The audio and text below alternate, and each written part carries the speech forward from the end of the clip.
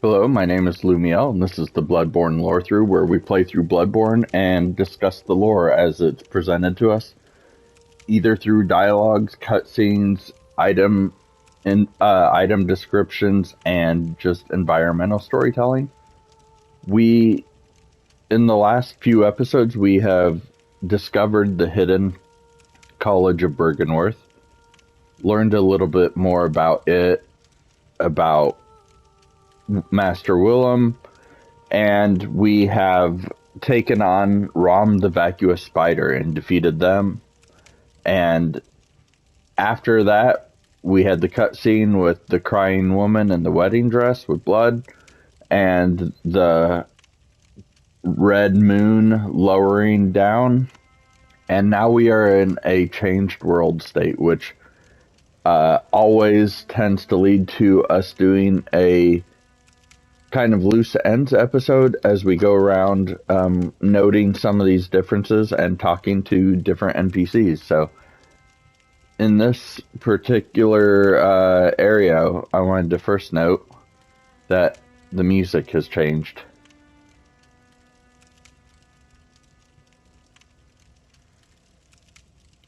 And I think, yeah, the coloring of the sky has also.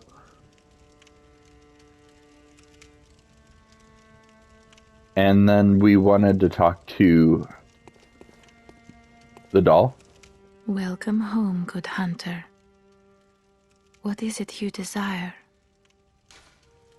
Good hunter, your presence somehow soothes. I sense the ancient echoes. They course your veins.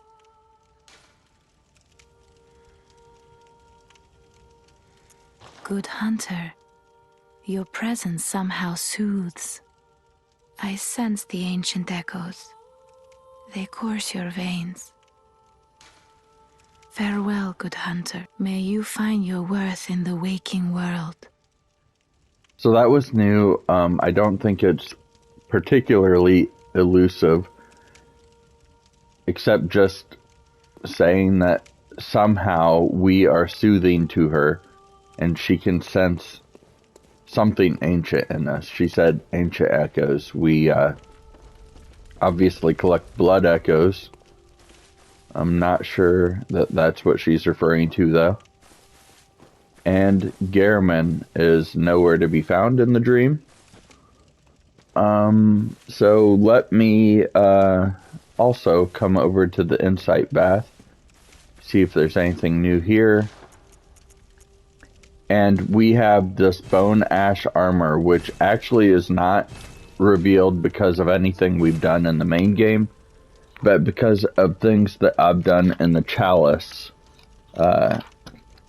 dungeons between episodes. So I fought a boss that was wearing this armor, and so let's take a look and see if it reveals any lore pertaining to things we've uncovered before.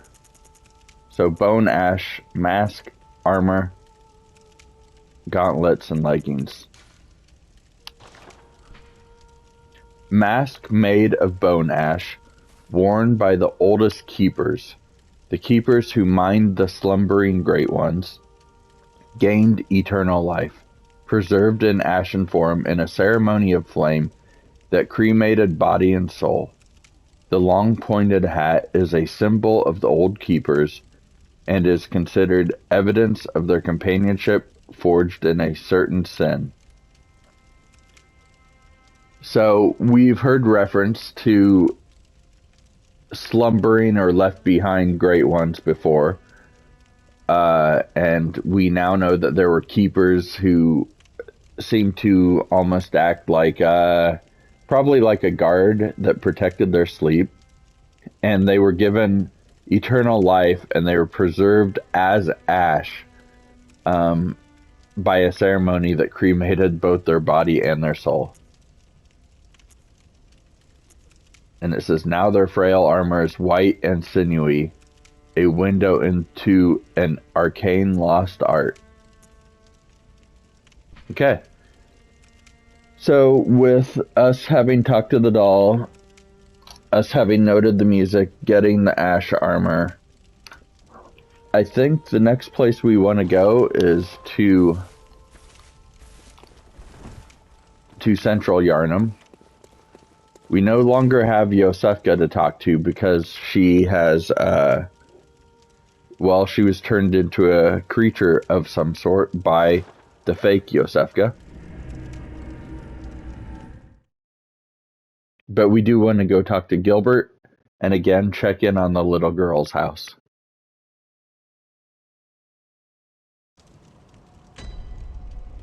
So we're in the sick room. Up there is where Yosefka would have been. And also, if we had not discovered Yosefka's clinic before this point, if we had gone there, we would have found the fake Yosefka. Rather than being an aggressive enemy that attacked us, she would be on one of the medical beds, kind of writhing in pain.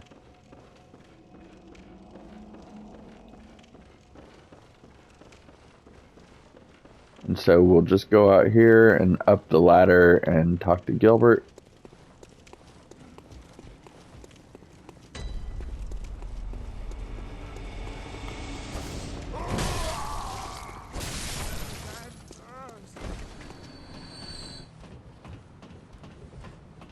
Once I get up the ladder too, I should have pointed out first the major environmental change, which you can kind of catch as I move the camera around. But let's go ahead and... first, we have an enemy up here that we've never had before.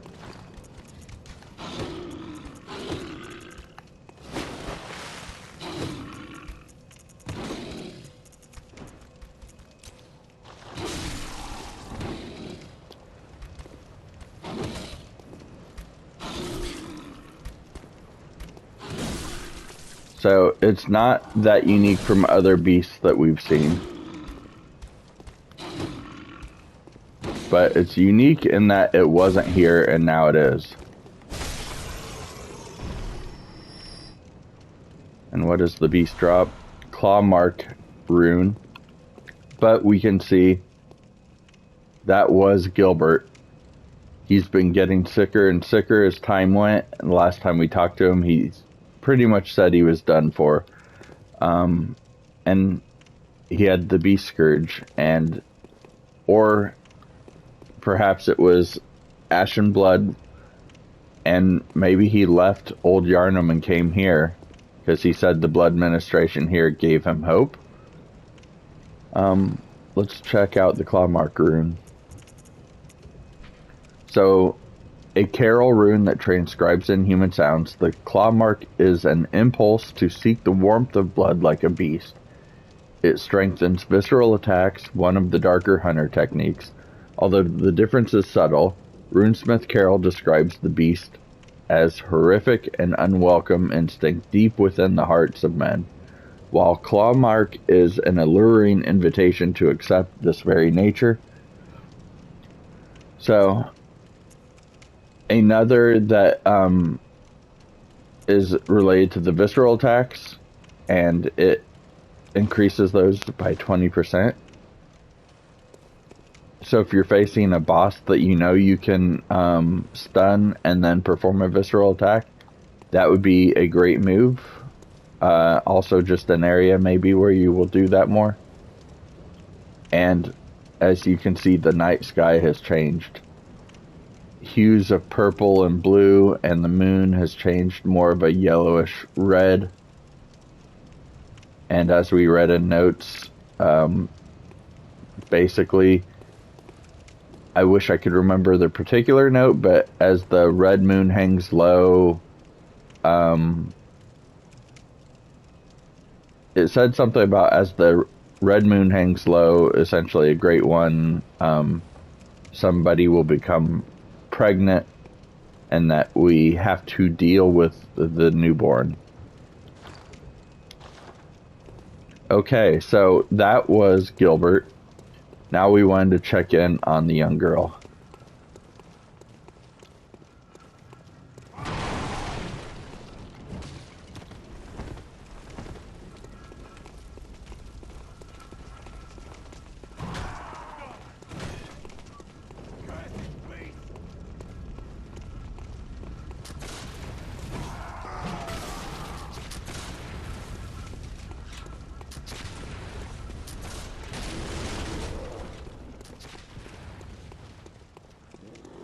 And as I always do when I check on her, let's take care of this guy first.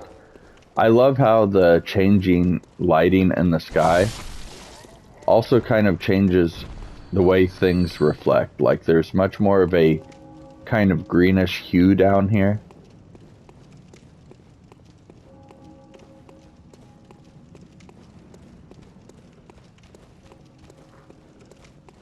And the window is lit again, so... You haven't by any chance seen my little sister, have you? I told her to look after the house, but she's run off somewhere. She's still quite small and wears a big white ribbon. Have you seen her out there anywhere? And we have a choice. We can give her nothing or give her the red ribbon that we found in the aqueduct. Oh, how did this happen? Why would she ever go outside? At least I'll have something to remember her by.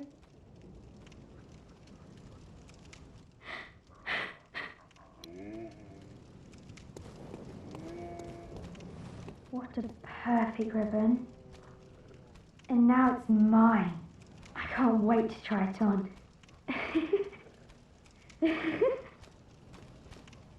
So not as heartbroken as she implied. Kind of a cruel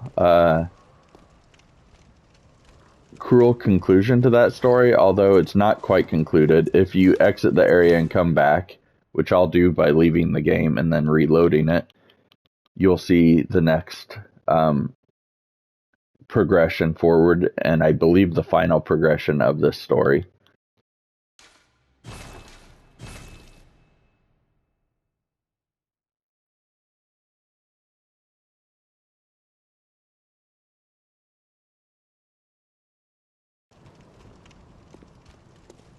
And now the window is no longer lit, implying she has left. And we can see the older sister down there. So.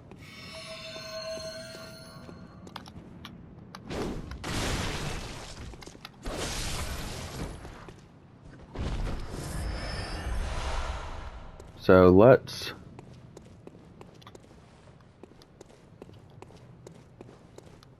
We want to, not that we especially want to look at her body, but it is one of the few times there aren't that many NPCs in the game, and we've talked to her, and unfortunately, my guess is that she fell. I don't believe she seemed like she was in a state to commit suicide. I believe she fell or was knocked down. And on her, we find the white ribbon, so... kind of the purer form of what we had the red ribbon, which was essentially a blood-soaked version of this. She must have cleaned it. A white ribbon that the messengers are oddly fond of. A ribbon made of fine lace that shines remarkably, more suited to pretty young girls than silly old messengers.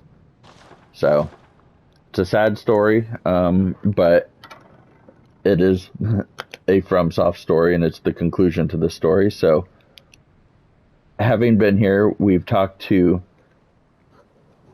a little girl and Gilbert, and we've noted the change in the sky, kind of a progression of the night, but also, I believe, an indication that Rom was hiding something from us, because that's not just a normal night sky. So, like we heard that Rom hides all manner of rituals, I believe this is telling us that, or showing us that something else was going on. So, I'm going to go ahead and just use a bold hunter's mark to quickly return to the lamp. Then we will head to Erden Chapel.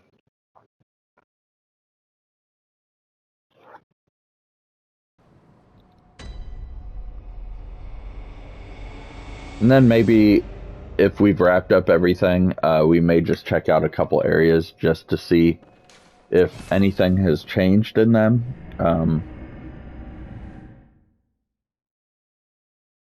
Erden Chapel's the big one. We want to take a look at the kind of the surrounding chapel or cathedral ward. So let's go there now.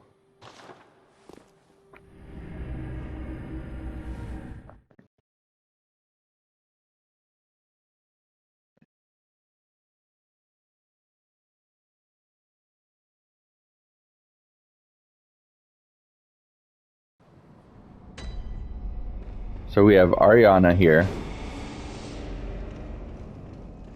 We have the old lady, the suspicious man, the healing church lady that we found in Hypergen jail. And we've got the attendant back here, so let's talk to him in that order. Well, not in that order, but moving from this way that way. Oh, the hunter. Alive and well at that. Another one you sent made it here safe and sound. This place is a haven now for so many. Thanks to you. I'm overjoyed, really, that you'd even give me the time of day. I don't suppose there's anybody out there worth saving anymore, but you did all you could. And so many owe you so much. Amazing, really. Not because you're a hunter, but because you're you.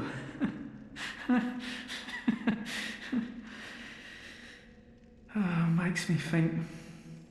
Once dawn breaks, maybe I can just, start over. Makes it easier to bear all of this, you see. You've made life easier. Thank you.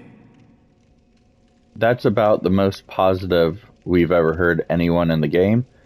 A couple things to point out. He seems to imply hope that dawn will break, and also that you are somehow different than the numerous hunters that have come before. If you please, kind hunter, when the night of the hunt passes, suppose we could be friends? Maybe? Now, I know I hardly deserve it, but, well, I had to just ask, Out of line. Yes, perhaps so. But, well, give it a thought. If you wouldn't mind, of course. Once the night of the hunt part, give it a thought. So the other thing he said, I don't suppose there's many worth saving anymore. He had previously told us that people inside the houses were beginning to go mad or turn beastly, which is unique because apparently in previous, hunts, people would be safe by holing up inside and burning incense outside, but this has gone on long enough that it's affecting even them. And now that we've taken on Rom and progressed things further, now when you talk to anyone inside a house, it's pretty much just weird grunts or cackling, insane laughter. So, not a lot of communication.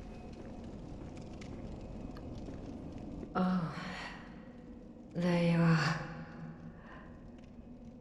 Forgive me, I'm a bit out of sorts. So, no blood today, I'm afraid. So something's going on with her. There's something wrong with me.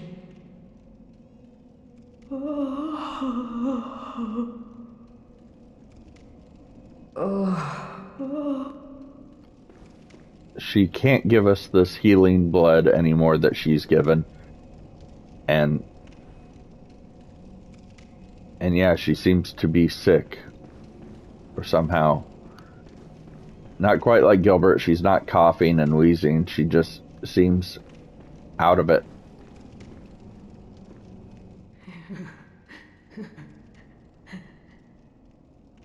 Oh, there you are.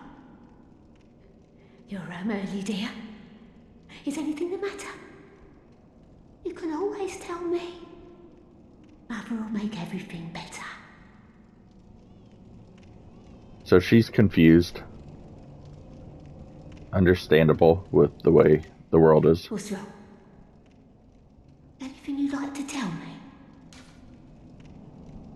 So you can just say no or tell her I have my share of woes. Oh my, you poor thing. But don't you worry.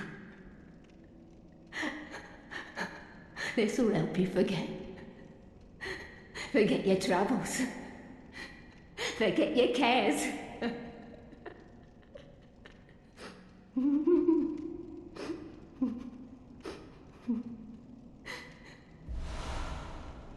And she gives us a sedative, which is used as she implies, but actually functionally in the game helps stave off frenzy. Ah, your lies spin a web, but I see through your deceit. I did not learn from books. No. I learned it all with my own mind. Ah, your lies, but I see through your deceit. I did not learn from books. I learned it all with my own mind. Not much there, just still suspicious.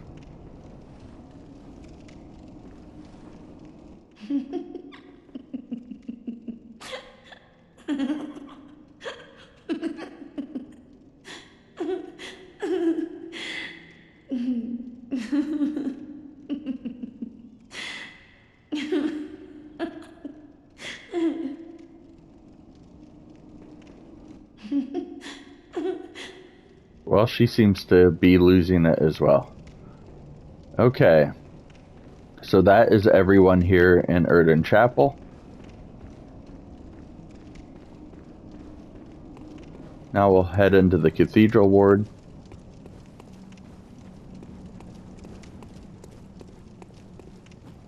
The Snatchers are gone now.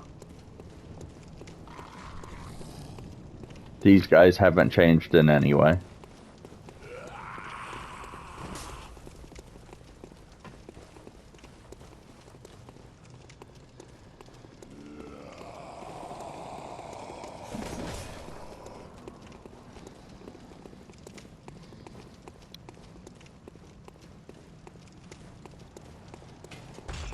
The giant wakes up. He's got blood on his axe. I don't think I've ever noticed that detail before. But let's go away from him. If he follows us, yeah, let's just go ahead and take care of him.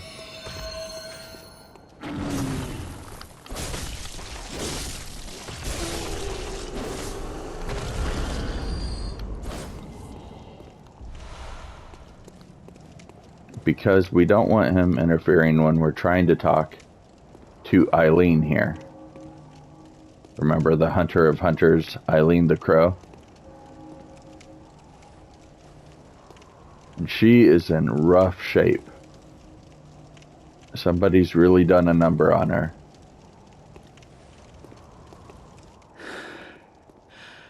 Oh.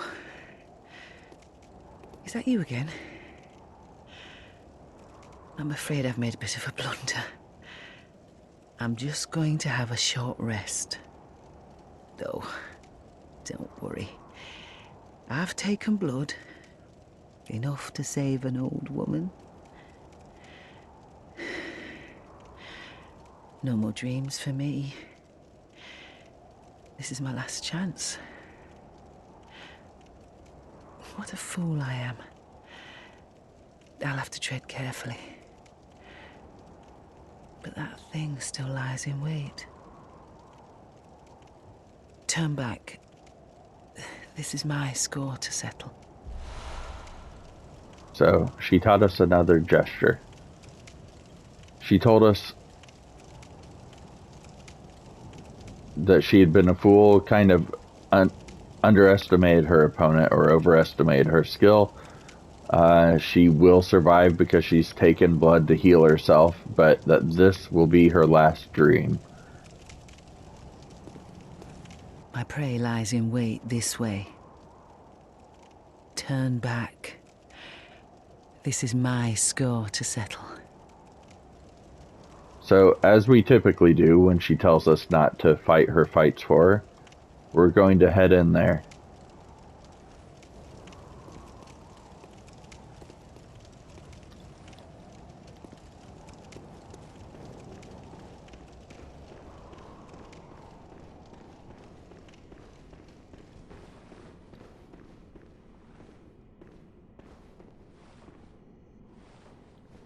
So she said that thing.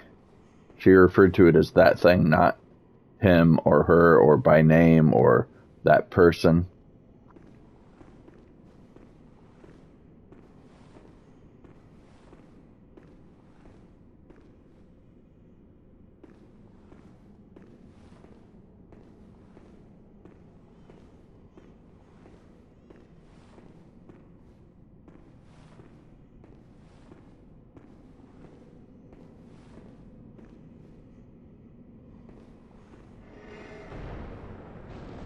Okay, they use quickening.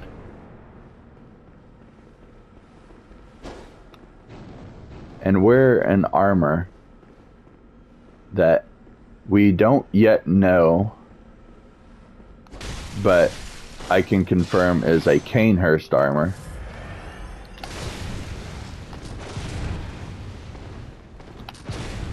And inflicts kind of a status ailment on us. I'm thinking it's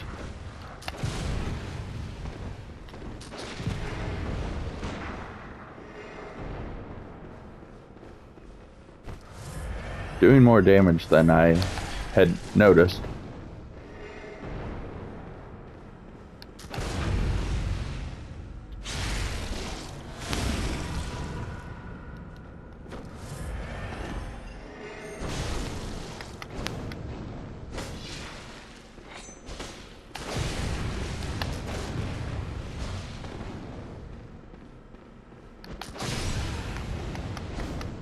So they hit us with numbing mist, which will keep us from healing, but this should finish them off.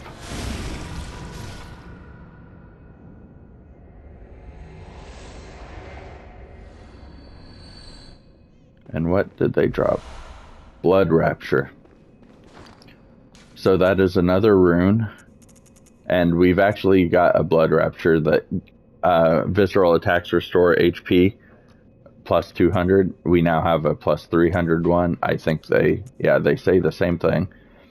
But it does talk about this rune resonates with the servants of the Queen, carrier of the Child of Blood, who yearn for their Queen's blood with little hope of requitement. I don't actually remember us reading this, because one, the Queen they're referring to is the Queen of Canehurst Castle, but it has not mentioned a Child of Blood before. And her servants yearn for the Queen's blood with little hope of requitement. And we do know that from Canehurst, the blood is considered forbidden by the Healing Church. And they believe that there's something wrong or different about the blood. And for a group that puts all focus on blood ministration and healing nature of blood and various magics by the blood, it is interesting that there is a type of blood that they just straight up say, no, we can't use this. And man, is this Eileen's blood everywhere, or the blood from both of them in their battle?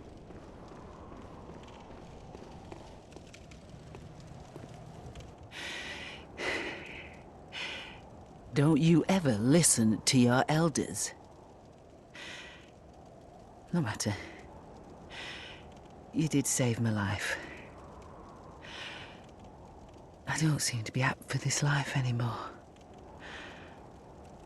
My glory days were long ago now.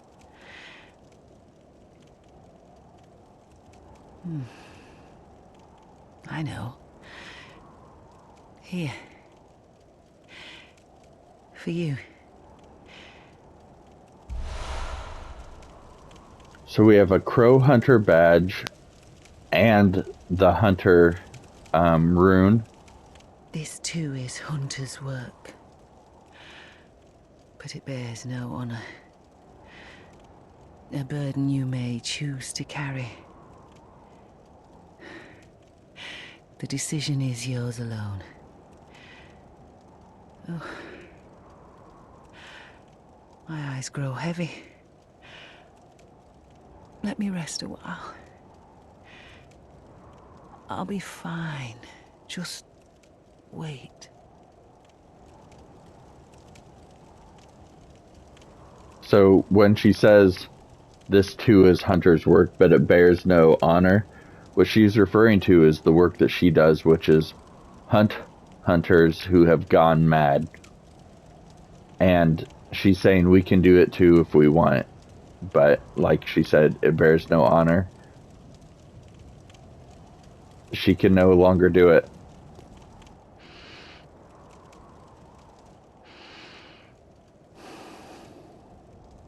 Okay, and she's not dead, but she's done talking to us. So the rune she gave us is the Hunter rune. This red smudged rune means hunter, and has been adopted by those who have taken the Hunter of Hunters oath. These watchmen admonish those who have become addled with blood, be they men or beasts. Anyone who has threatened the pledgers of the Hunter oath surely has an issue with blood. So kind of the opposite of blood drunk, it appears. And then we have the Crow Hunter badge. Badge of the Crow, signifying a Hunter of Hunters. Badge of the Hunter of Hunters, who hunts those who have become addled with blood. The badge of the Hunter of Hunters is quietly passed down from generation to generation, usually to an outsider from the hinterlands. To be entrusted with the cursed badge, one must be strong, resilient to the seduction of blood, and gracious when taking a comrade's life. So, not taking joy in anyone that they kill. And now, I will return to Erden Chapel, and we will actually head towards the area that hunter was from, which is Canehurst.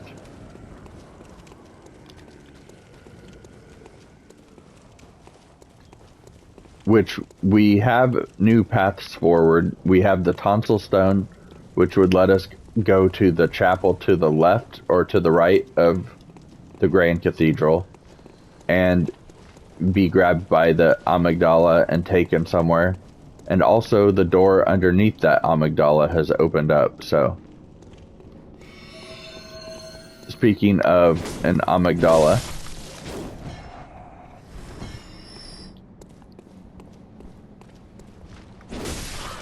we have one here.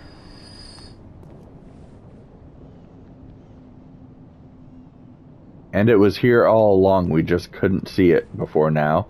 This is the one that grabs us when we leave out the side of Erden Chapel and come over here, and took us to the Hunter's Nightmare. So, amygdala. And another thing I'll note is its head looks quite a bit like the body structure of Rom the vacuous spider. I don't think there's any link other than they are similar, but I just wanted to call that out. So now, like I said, we've kind of picked up the loose ends, and I'm going to show how we get to Castle Canehurst. If you remember, when we made it to Yosefka's clinic, we found a Canehurst summons on the medical bed that we had woken up on at the start of the game. So the Canehurst summons says, an old blood-stained summons inviting an honored guest to the forsaken Castle Canehurst. Rather bafflingly, it is addressed to you. Do not hesitate. The stagecoach leaves from Hemmock Crossing. So we want to return to Hemmock Carnal Lane, and we also want to note that, let's see, that's probably here. And considering the crossing, we will wake up in the witch's abode. The invitation or the summons being where we woke up originally in the game, the question is, did we have it on us at the start of the game?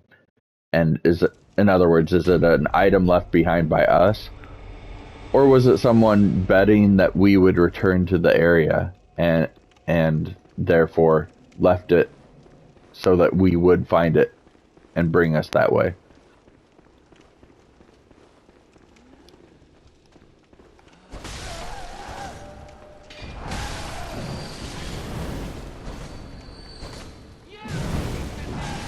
All right.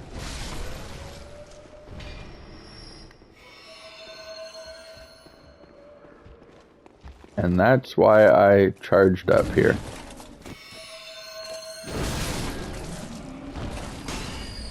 All right, so we want to head to the crossing in Hammock.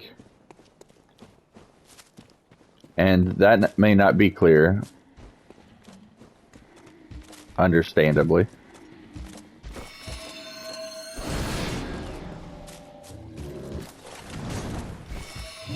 Oh, huh. Didn't realize I had not finished off the first one.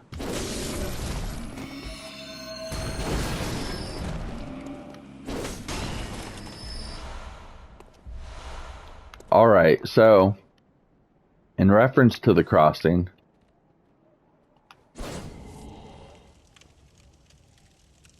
there is this that I called out when we were in this area is suspiciously lit, clearly trying to draw our attention to it, though nothing happened before. So let's approach it now. Actually, just to make sure they don't mess up anything. I don't want to be attacked while anything is going on. I don't even know if it's possible. But we'll just take care of these dogs.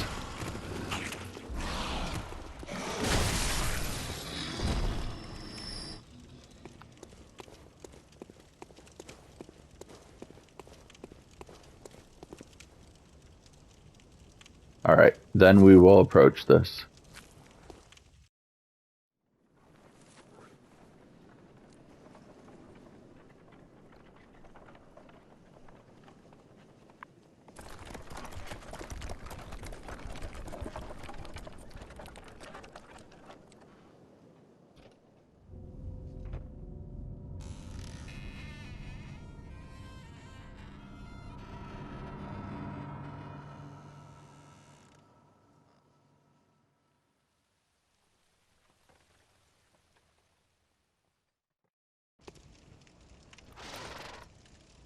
And now we have a carriage waiting for us, so let's hop in and go.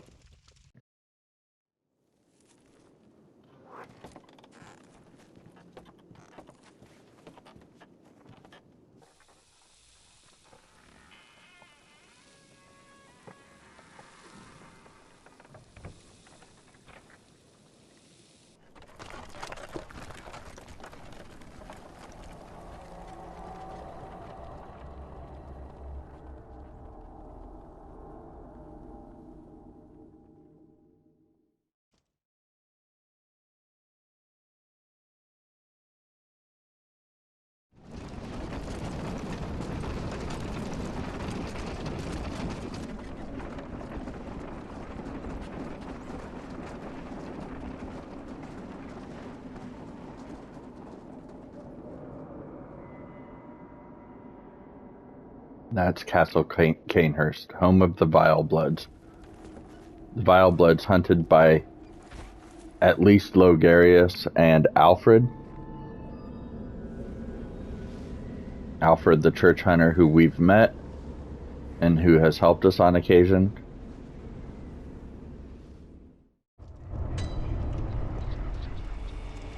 So this is Canehurst. We could end the episode here, and that's interesting. Like the carriage that brought us froze over. But I want to show you where to get to the lamp, because if you die before lighting the lamp, or if you like fell off that cliff or anything else, I'm not sure that there's a way back here. I'm not sure that that summons would work again. I've never done it. I've just always been paranoid about it because you get here in such a unique way. You know, you don't just walk down a path or through a door. So, there's the lamp. It's very easy also when looking at all this new area to just completely miss it and run right past it. But make sure you light it.